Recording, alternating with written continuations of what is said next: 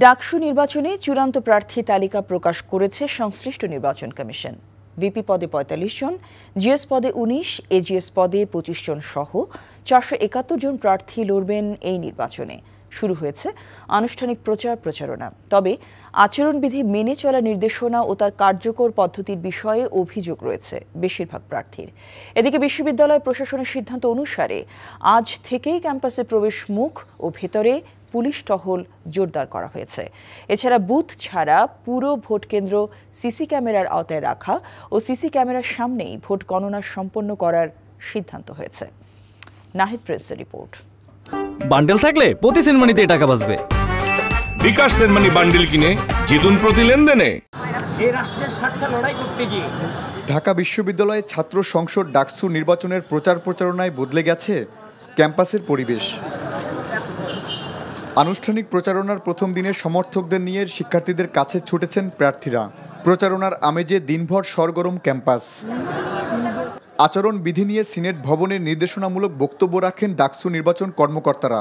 তারা জানান নির্বাচনের দিন বুথ ছাড়া পুরো কেন্দ্র সিসিটিভির আওতাভুক্ত থাকবে। এছাড়া সিসিটিভির সামনে চলবে ভোট গণনা।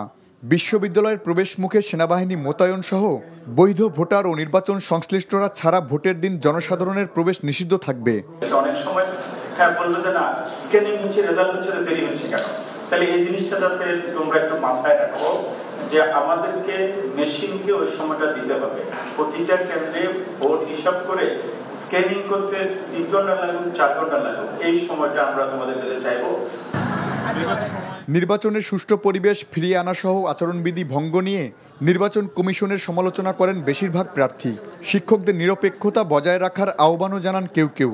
যতগুলো পেজ আছে সবগুলো পেজকে নিঃসন্দেহে নিঃশর্তে ব্যান করতে হবে নির্বাচন পর্যন্ত, নতুবা এগুলো দিয়ে নির্বাচনের মাঠকে নষ্ট করার একটা সম্ভাবনা আছে। এই গ্রুপগুলো আমাদের শিক্ষকরা, আমরা তাদেরকে শিক্ষক হিসাবে দেখতে চাই, কিন্তু তারা যদি তাদের আদর্শকে প্রায়োরিটি দেয় এবং তাদের যে ছাত্র সংগঠন আছে সেই ছাত্র সংগঠনকে আলাদাভাবে তারা স্পেস দেয়, তাহলে তারা শিক্ষার্থীদের বিরুদ্ধে অবস্থান নেবে। এবার আমরা দেখেছি বেশ কয়েকজন প্রার্থী তারা কিন্তু আচরণবিধি ভঙ্গ করেছেন। বিশ্ববিদ্যালয়ের প্রশাসন তাদের বিরুদ্ধে কোনো ব্যবস্থা নেয়নি। গণতন্ত্রের চর্চা ধরে রাখতে ডাকসু নির্বাচনে সবার অবদান রাখা জরুরি জানিয়ে ঢাকা বিশ্ববিদ্যালয়ের উপাচার্য বলেন, কেউ যেন ঘোলা পানিতে মাছ শিকারের সুযোগ নিতে না পারে। আমাদের মধ্যে এমন কোনো বড় মাপের দ্বন্দ্ব বিবাদ হওয়া কোনো যুক্তিসঙ্গত কারণ নেই, যদি না কোনো বড় দুর্ভিসন্ধি না থাকে। এই সময় যদি আমরা আমাদের এই সহনশীলতা বজিয়ে রাখতে না পারি, তাহলে তৃতীয় পক্ষ তার সুযোগ নেবে।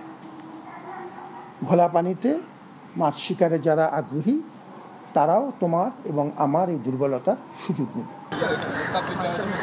এদিকে ছাত্রলীগের সঙ্গে সম্পৃক্ততার অভিযোগ প্রমাণিত হওয়ায় চূড়ান্ত প্রার্থীর তালিকা থেকে স্বতন্ত্র প্রার্থী জুলিয়াস সিজারের নাম প্রত্যাহার করেছে সংশ্লিষ্ট commission. Nahid Prince, NTV news, Dhaka. Bundle থাকলে প্রতি সেনমানিতে টাকা বাঁচবে। বিকাশ সেনমানি বান্ডেল কিনে জিতুন প্রতি লেনদেনে।